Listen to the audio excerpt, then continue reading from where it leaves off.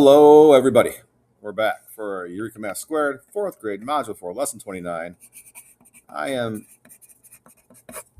Mr. Short. That's an R, not my best R. I need to sharpen my pencil, probably.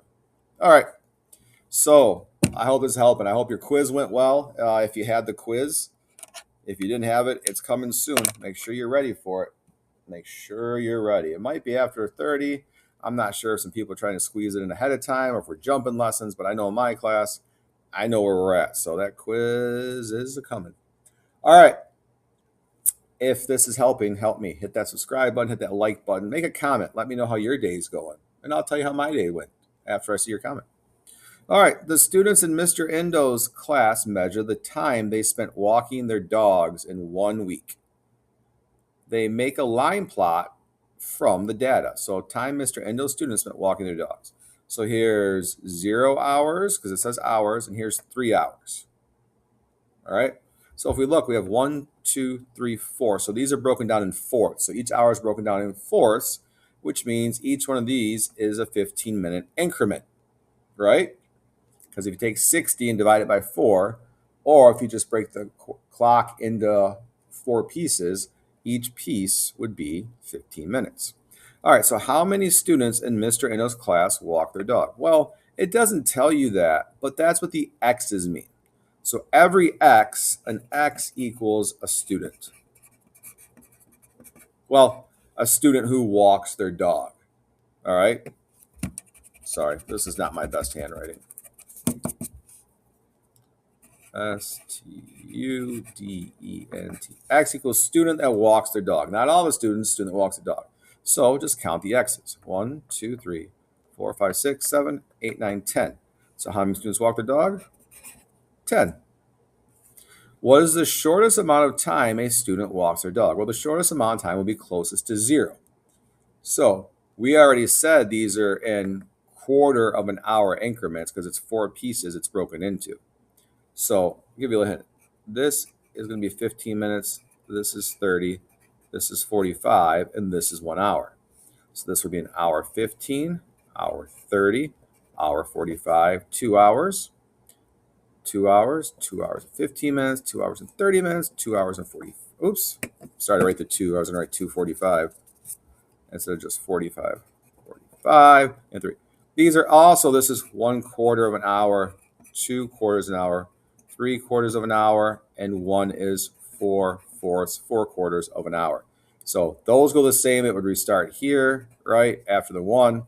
So there's our fractions, there's our minutes, there's everything we need. So how many students, what is the shortest amount of time a student walks their dog?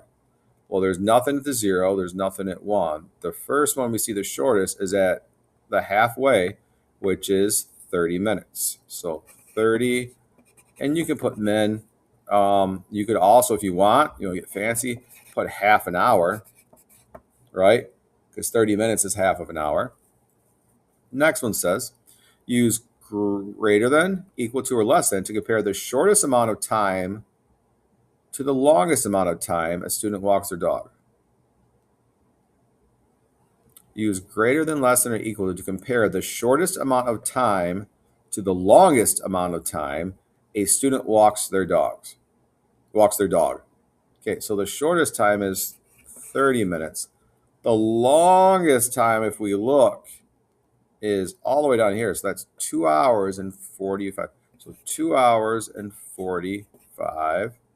So when we write this, though, we might want to make a fraction. Let's do that. Let's make this one a fraction. We've been working on fractions. So this would be half an hour, right? And then this would be 2 3/4. Or if we want to keep them the same, this would be 2/4 of an hour. So which one, greater than, less than, or equal to? Well, this has a whole number, so this one automatically wins. That was kind of a silly question. I don't think I read that wrong, but I don't know, that seems kind of silly.